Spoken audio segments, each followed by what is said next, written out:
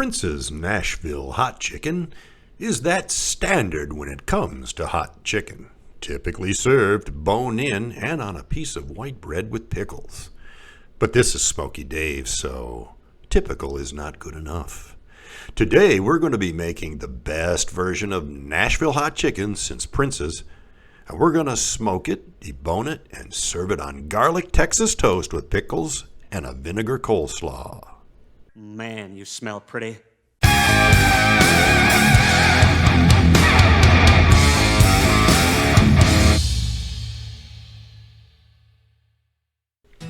Hot chicken, and specifically Prince's Hot Chicken Shack, goes back to 1945 in Nashville, Tennessee, founded by James Thornton Prince. Miss Andres Prince Jeffries is the current owner and perhaps most famous person making hot chicken in Nashville, Tennessee today.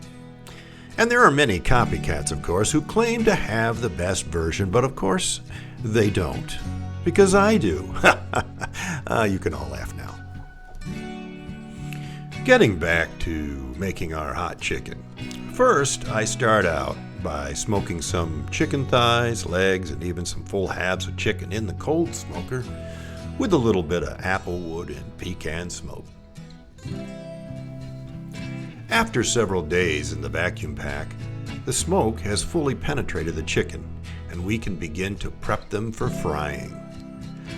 I'll begin by deboning the thighs first, and to do this, I use a pair of kitchen scissors as I find this method to be the quickest and easiest, but of course, you can use any method you prefer, such as a deboning knife.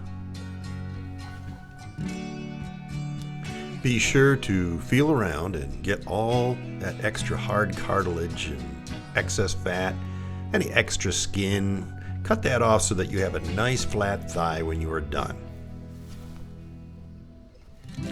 Now don't throw away those bones or pieces that you cut off. Be sure to keep that for making your bone broth. If you want to know how to make a delicious bone broth, check out my video that I'll show in the corner here. Next, we need to make our buttermilk soaking mix that these thighs and those 2 extra chicken legs will be soaking in overnight. The lactic acid that's in buttermilk will tenderize the chicken, and of course the tangy taste of buttermilk only helps to enhance the flavor. We'll be using a seasoned buttermilk this time because, after all, this is hot chicken. So I will be adding a 1/4 cup of sriracha sauce, but of course you can use whatever hot sauce you prefer or none at all.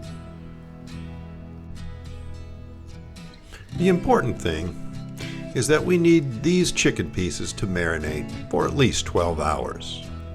Make sure you get all of those nooks and crannies as well. It's the next day. I've taken out the chicken from the buttermilk and placed it on a rack. Then, we're going to take that buttermilk liquid, we're going to add an egg to it. And then a special secret ingredient, a shot of bourbon. Now typically in this mix you will put in, say, a shot of vodka, but this is Nashville hot chicken and Kentucky's next state over, so we're going to put in bourbon today. Now you might be asking yourself, why would I put a shot of bourbon or vodka or any kind of alcohol in a buttermilk mix? Well, the simple answer is, so let's say this is your chicken leg, and we're going to take a close-up of the crust, or actually in this case of the flour stuff on it before cooking. We'll say that crust is like this. Here it is. The chicken is down here, and this is the floury crust. And in that flour mixture, of course, from our buttermilk, are little droplets of the alcohol from the bourbon. As soon as this drops into the fryer, these little droplets will flash into vapor. And when they do so, they'll puff the crust up, making it much more fluffy and crunchy as it cooks. Now we're going to mix up our flour dredging mix. That consists of 1.5 cups of flour, 1/2 cup of cornstarch, a tablespoon of garlic powder, 2 teaspoons of salt, 1 teaspoon of black pepper. And we're going to just mix this up by hand and then begin the dredging process. Now when we mash our chicken into the dredge, we really need to mash it in. I mean, get in there. Don't just cover it with the flour mixture, but really get in there and mush it down, squeeze it in. You want every nook and cranny to be filled with the flour mixture, and this will make the best crunchy, flaky, which is exactly what we're looking for, isn't it? Of course it is.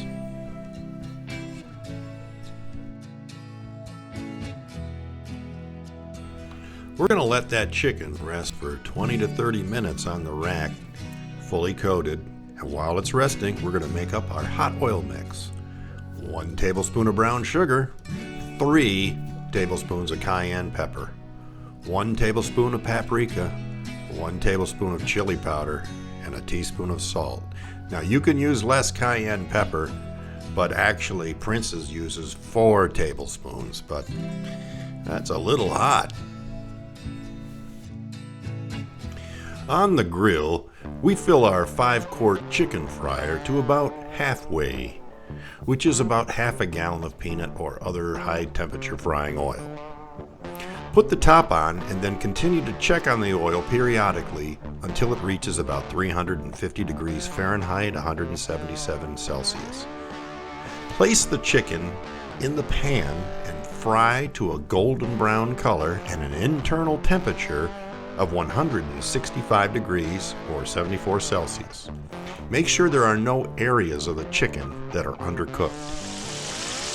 Now we want this chicken to be hard fried, which means once the coating has drained, you can take a fork and scratch the coating and it's a very crunchy, hard surface. And once the chicken is completely cooked, take out and put it on a draining rack.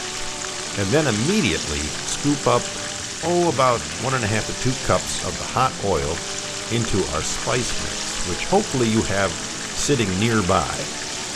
And then make our super red hot sauce. Then immediately dip the chicken into the sauce until it's fully coated and place it back on the drain rack to rest for about 15 minutes.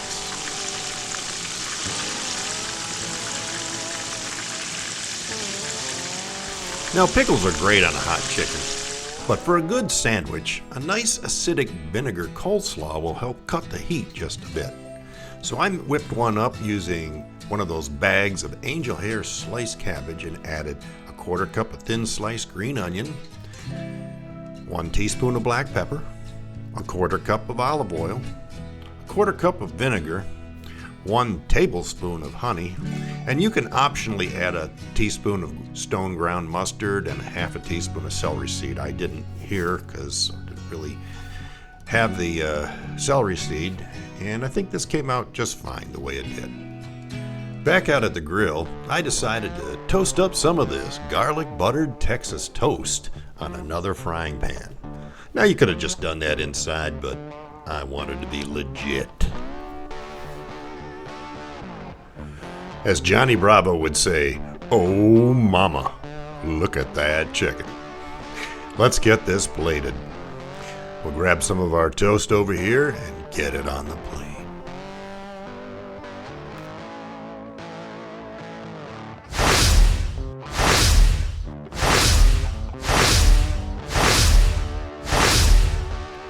I can feel the heat.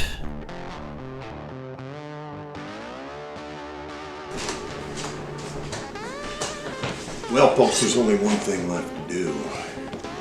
Let's give this a taste. Whoops. Knocked off the top there.